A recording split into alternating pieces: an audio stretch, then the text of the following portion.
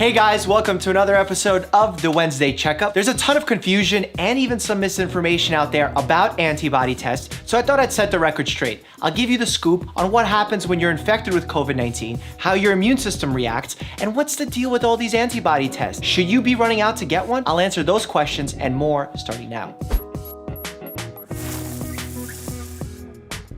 First things first, let's talk about what happens if you're infected with COVID-19. Well, first, you have to be exposed to someone who has COVID-19. Generally, that person will either cough or sneeze and expel respiratory droplets that then have to make contact with your mucous membranes, your mouth, your nose, your eyes. Sometimes they'll land on your hand and then you'll make contact with your face. Then one of those viral particles will attach itself to one of your cells. It will then make its way inside the cell and actually start making copies of itself using your own cellular machinery, much like a Xerox machine. Those infected particles will start spreading throughout your body, mostly through the upper and lower airways. That's where COVID-19 seems to thrive. That's when your immune system kicks into high gear and starts kicking that virus's butt. However, at the same time, your immune system starts making antibodies. That's a protein substance which actually gives you lasting immunity against the virus. Let's take chickenpox as an example. If you get the virus that causes chickenpox, your body fights it off, clears it, and then it creates these antibodies which serve as a lasting immunity. Generally speaking, chickenpox is an illness that you get only once in your life because of these antibodies. Now let's move on and talk about the testing for these antibodies. Generally, there are two types of tests: qualitative and quantitative. Qualitative tests simply give us a yes or no answer, whether there's a presence of antibodies at all. For example, if you've ever had a strep swab or a nasal flu swab, those are qualitative tests, positive or negative only. Quantitative tests give us a numerical value which establishes how many antibodies are existing in our blood. These are generally higher end tests that we actually have to send out to a lab through a blood sample. Let's summarize what we know now. You get an infection with COVID-19, your immune system kicks its butt, clears it, creates a lasting immunity through a protein substance known as an antibody. We can test for this antibody. So shouldn't we give this test to as many people as possible so we can send them out into the workforce because they're protected? Not so fast. There's actually 3 problems with these antibody tests I'm about to let you know about. Problem number 1 is we simply don't have enough information on what to do with the results of these tests. For example, let's say you go out and get a qualitative test and you get a positive result. All that really tells us is that you've had COVID-19.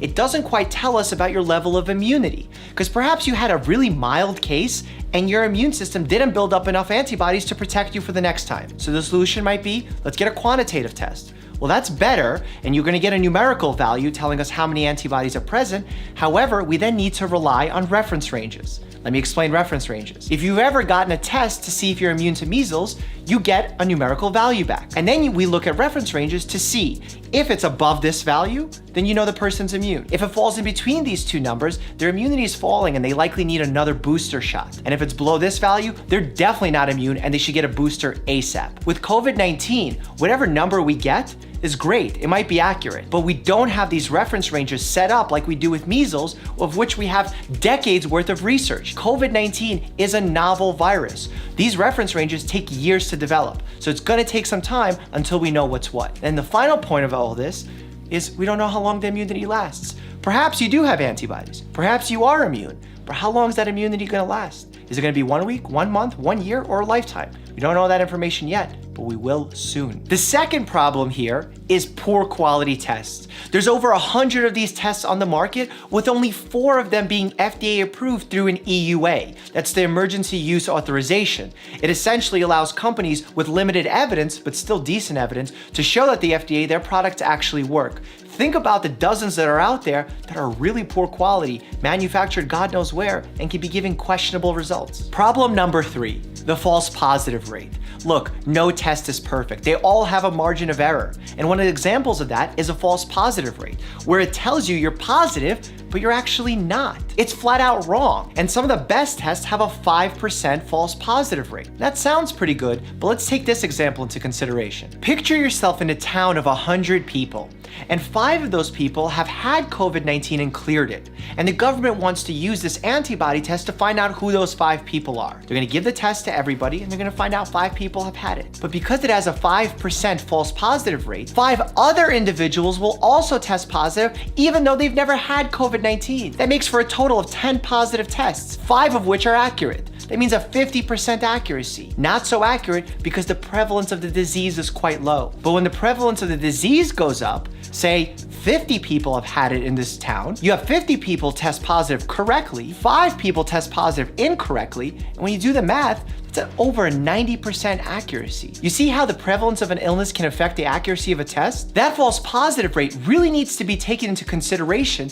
when we use it in areas with a low prevalence of COVID-19. All that goes to show that you as an individual should not run out to get tested for COVID-19 antibodies. We just don't yet know what to do with the information. We can't tell you if you're 100% immune even if you do test positive. The last thing we want you to do is think you have a layer of security when you truly do not. What we can use this information for is on a state, on a government level, to see where COVID-19 is prevalent. How many people have had COVID-19 and not even known it? What's the true fatality rate of this virus? And which areas can we start loosening the social restrictions in to get our economy back? This antibody test is really important, but it's not important to us as individuals. It's important to us as a whole nation. Please, if you have any questions about these antibody tests, leave them down below. I'm gonna be super active in my comment section, and check out this video where I interviewed 100 doctors, or check out this video where I interviewed the man himself, Dr. Fauci.